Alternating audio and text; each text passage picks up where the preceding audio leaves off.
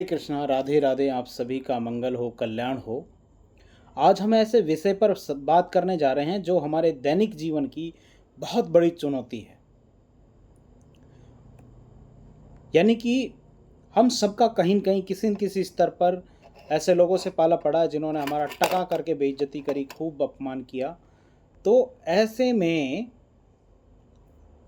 अपमान के क्षणों में शांत कैसे बने रहें, कैसे एक शांति का परिचय दे सकें, ये कला है महाराज, मजाक नहीं है।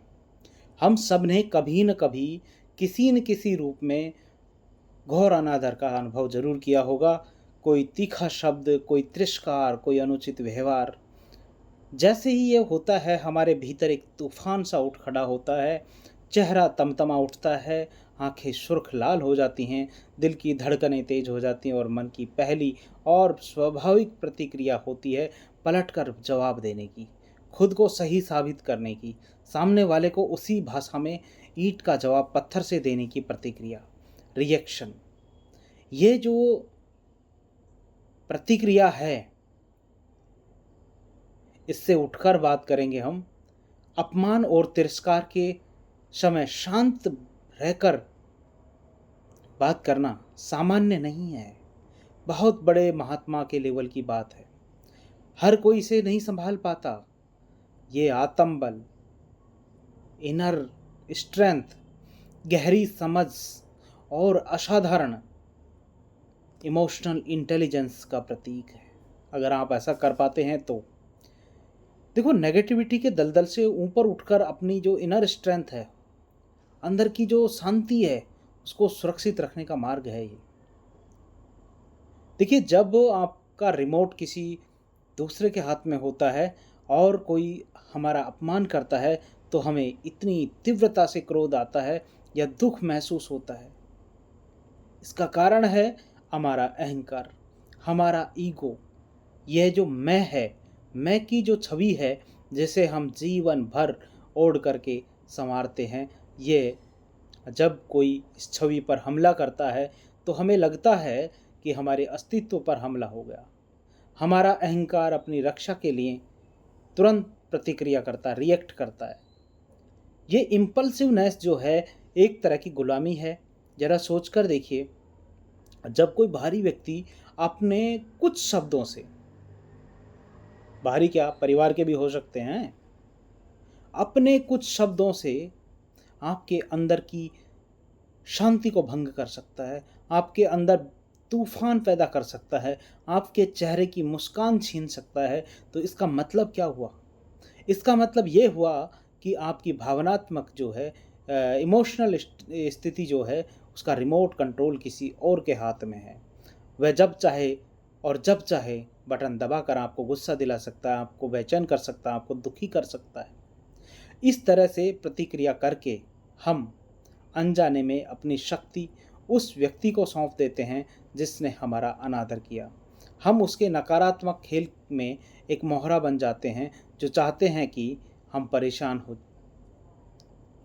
और हम परेशान हो भी जाते हैं। वे चाहते हैं कि हम अपना संतुलन खो दें, और हम संतुलन खो भी देते हैं। इस तरह जीत उसकी होती है और हार हमारी। ये सेम ऐसा ही होता है जैसे किसी ने आपकी और एक जलता हुआ अंगारा फेंक दिया हो और आपने उसे तुरंत अपने हाथों से पकड़ लिया हो। अंगारा फेंकने वाले का हाथ तो बच गया, लेकिन आपके हाथ का क्या? आप तो जल गए। क्रोध और घृणा में प्रतिक्रिया करना, रिएक्ट करना ठीक उसी तरह है जैसे कि आपने जलता हुआ अंगारा अपने हाथ में पकड़ लिया हो। चोट हमें ही लगती है, हमारी ही शांति भंग होती है, हमारा ही दिन खराब होता है, हमारा ही मन खराब होता है, हमारे ही अंदर विकार आते हैं। इसके विपरीत शांत रहने का जो चुनाव है, चॉइस से होता है ये। और जो चुनाव है सच्ची शक्ति का प्रदर्शन है, आपकी इनर स्ट्रेंथ का प्रदर्शन है। कारण नंबर एक, ये आत्मबल दिखाता है कि आप आवेग जो है, इम्पल्सिवनेस है, उस पर नियंत्रण रखना, विशेष रूप से जब जब आपको उकसाया जा रहा हो। इसके लिए ज़बरदस्त इनर स्ट्रेंथ की आवश्यकता होती है। लहरों के साथ बह जाना आसान है, लेकिन लहरों के विपरीत खड़े रहने के लिए चट्टान जैसी मजबूती चाहिए। शांत रहकर आप ये घोषणा करते हैं कि मैं अपनी भावनाओं का दास नहीं हूँ, मैं साक्ष्य भाव से देखने की क्षमता रखता हूँ, मैं निरपेक्ष भाव से बादलों से ऊपर उठकर देखने की क्षमता रखता हूँ। नंबर 2, ये आत्म जागरूकता यानी सेल्फ अवेयरनेस का प्रतीक है। शांत व्यक्ति ये गहराई से जानता है कि मैं वो नहीं हूँ जो दूसरे मेरे बारे में कहते हैं या राय रखते हैं। उनकी अपनी पहचान, उसकी सेल्फ वर्थ दूसरों की राय पर निर्भर नहीं करती। वह जानता है कि किसी के कहे हुए अपशब्द केवल शब्द हैं, वे उसकी वास्तविकता को बदल नहीं सकते। वह अपने भीतर उठने वाले क्रोध को साक्ष्य भाव से, निरपेक्ष भाव से देख पाता है, लेकिन वह उस क्रोध को खुद पर हावी नहीं होने देता। ये भावनात्मक बुद्धिमत्ता यानी इमोशनल इंटेलिजेंस की ताकत को दर्शाता है। इमोशनल इंटेलिजेंस का अर्थ है कि अपनी और दूसरों की भावनाओं को समझना, उन्हें सही ढंग से प्रबंधित करना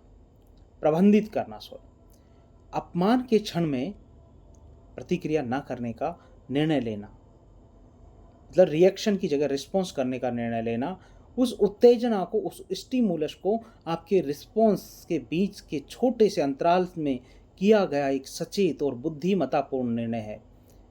आप स्थिति को एक व्यापक पर्सपेक्टिव में देखते हैं और ऐसा रास्ता चुनते हैं जो आपके लिए और शायद स्थिति के लिए भी सबसे कल्याणकारी हो।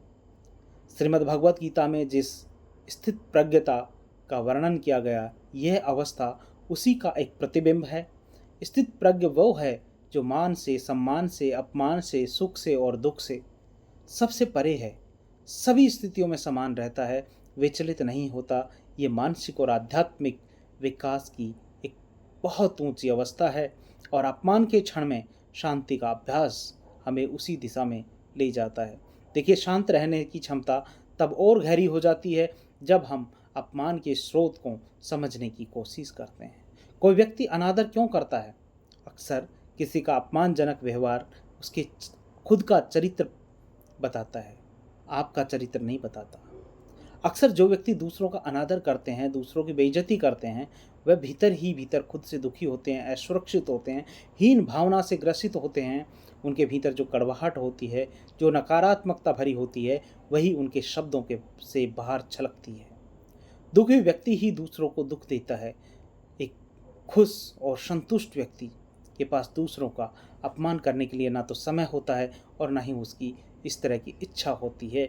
जब हम इस सत्य को समझ जाते हैं तो हमारे मन में उस व्यक्ति के प्रति क्रोध की जगह कल्याण और करुणा का भाव जाग उठता है। भगवान बुद्ध की एक प्रसिद्ध सीख है, अगर आपको कोई उपहार देता है और आप उसे नहीं स्वीकार करते हैं तो अब वह उपहार किसके पास रहा? जाहिर है देने वाले के ही पास रहा। अपमान भी ऐसा ही है। जब कोई तुम्हारा अपमान कर रहा हो और आपने स्वीकार नहीं किया हो, आपने उस पर रिएक्शन नहीं दिया हो, रिस्पॉन्स के तौर पर आप शांत रहे हों, तो वह देने वाला के पास ही लौट जाता है। ये चुप यानी कि एक चुप सबको हरा सकता है। ये ऐसे ही नहीं कहा गया, लेकिन ऐसा करने के लिए बहुत तगड़ी समझ चाहिए, बहुत अच्छी मैच्योरिटी चाहिए, इमोशनल स्टेबल होना चाहिए। लेकिन ये जो सुपर पावर है, ये एक दिन में हासिल नहीं होती। ये एक निरंतर अभ्यास है, ये एक साधना है। इसे विकसित करने के लिए the power of the pose यानी ठहराव का अभ्यास करना पड़ेगा। जैसे ही अपमान की स्थिति उत्पन्न हो, तत्काल जो रिएक्ट करते हैं आप, उस प्रतिक्रिया करने की अपनी जो आदत है उस पर लगाम लगाने की कोशिश करें। बस एक क्षण के लिए रुकें, एक गहरी सांस लें, एक छोटा सा ठहराव आपके जो आवेग हैं, स्टिमुलस जो हैं, और आपकी जो सचेत प्रतिक्रिया या रिस्पॉन्स है, उसके बीच बहुत ज़रूरी स्थान देता है, जहां आप एक बेहतर निर्णय ले सकते हैं। दूसरा, ध्यान, प्राणायाम और आत्मचिंतन, सेल्फ रिफ्लेक्शन हमारे मन को शांत करने और हमारे आत्मस्वरूप के साथ हमारे संबंध को मजबूत करने में मदद करते हैं। फिर आप समुद्र की तरह हो जाते हो, जिसकी सतह पर लहरें हो सकती हैं, लेकिन गहराइयाँ हमेशा शांत होती हैं। हमें अपनी चेतना की को सतह से हटाकर गहराइयों में ले जाना सीखना होगा। नंबर 3, आप दृष्टिकोण में बदलाव करके आप हर अपमान की स्थिति को अपने अहंकार के लिए एक चुनौती के रूप में देख सकते हैं और उसे एक चुनौती मानकर अपने मन की साधना के लिए अवसर मान करके उस पर रिस्पॉन्स कर सकते हैं। और ये जो शांति है, जो इनर पीस है, इतनी सस्ती नहीं है। जो लोग जानते हैं इसका महत्व, वो किसी को भी अपनी शांति भंग करने की अनुमति नहीं देते। वो नहीं चाहते कि किसी भी कीमत पर उनकी इनर पीस जो है वो डिस्टर्बेंस हो। हर सिचुएशन में वो शांत रहते हैं। क्या आपने किसी बड़े बिजनेसमैन को, बड़े राजनेता को गाली निकालते देखा है, गुस्सा करते देखा है? क्या उनके पास हमसे ज़्यादा रिस्पॉन्सिबिलिटी नहीं है? है, लेकिन कभी वो अपना गुस्सा, अपना रिएक्शन उजागर नहीं होने देते। बढ़ना है आगे, बड़े होना है, तो आपको भी ये चीज़ सीखनी होगी। भवतु सब मंगलम। आपका मंगल हो, कल्याण हो, स्वस्थ मुक्ति हो।